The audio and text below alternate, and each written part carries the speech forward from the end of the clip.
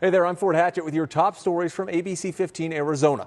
The Lori Daybell trial in Arizona heading into its second week. Daybell is accused of conspiring to kill her fourth husband, Charles Vallow, with the help of her brother. ABC15's Ashley Holden has been in the courtroom all week for testimony and watched on as even jurors were allowed to ask questions in this high-profile case.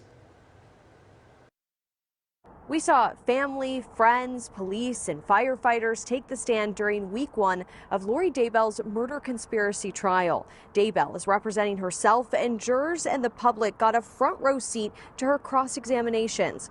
But here in Arizona, jurors also able to ask questions, writing them down on a piece of paper for consideration before a witness leaves the stand. We sat down with a criminal defense attorney here in Arizona to walk us through the process. Ben Taylor says each question is looked at for relevancy or if it involves precluded information. He says these questions can impact an attorney's strategy in court. Each juror is assigned a number. So the judge will look at each number and go through each question that each juror asks. And if the judge believes that a question isn't relevant to the case, the judge will be silent and not even ask the question. You might want to focus on your arguments based upon the questions that the jurors are asking. Because the jurors are asking questions, that tells you that they're still maybe confused or they want more information in regards to a certain subject matter. And as an attorney, you want to focus on that subject matter to answer the jurors' questions. Because at the end of the day, the jurors are the ones who are going to decide your case. Court will start up again Monday morning as the state calls their next witness with an earlier start time of 10. In Phoenix, Ashley Holden, Scripps News Group. And ABC15 will continue to live stream that trial on ABC15.com and on your favorite streaming platform. Also on our website, you can find new details from the trial and what's ahead in the coming weeks of court.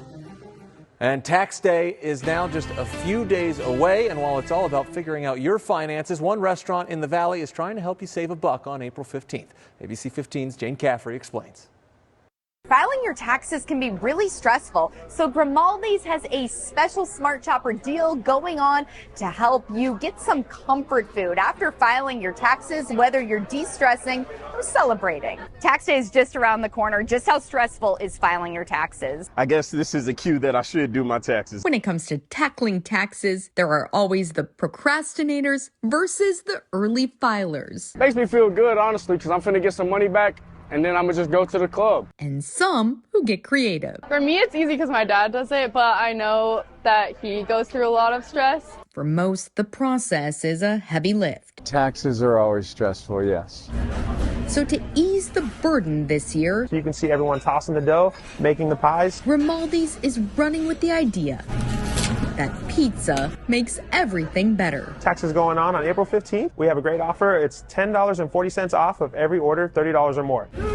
That $10.40 off, a nod to the 1040 tax form everyone's been navigating lately. Whether you are lucky enough to get a refund and you want to celebrate, or maybe you owe a little bit and just need a little relief for money, come on down to Grimaldi's and celebrate tax day with us.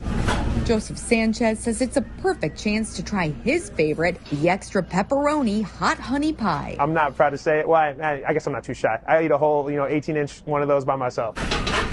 Some might say it's a tax break. Huge break. I do love pizza, so yeah, that'll fill the void. How does some comfort food sound on that tax day after you're done with the whole process? Hey, if I can save a buck, then why not? And for Kylie Nelson's dad, high of gratitude just may be the secret sauce. I would take him here as a thank you. In Scottsdale, Jane Caffrey, ABC15 Arizona.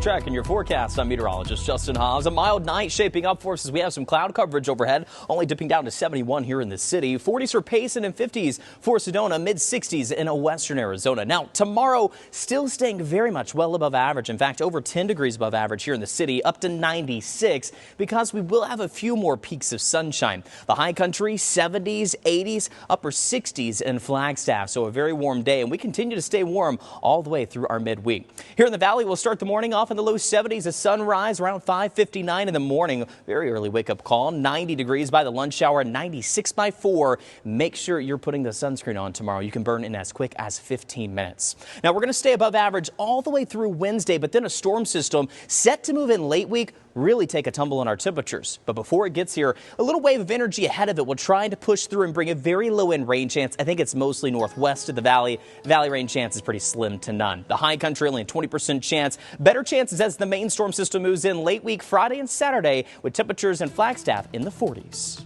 And for the latest headlines, weather, and traffic, you can head to ABC15.com or download the free ABC15 mobile app.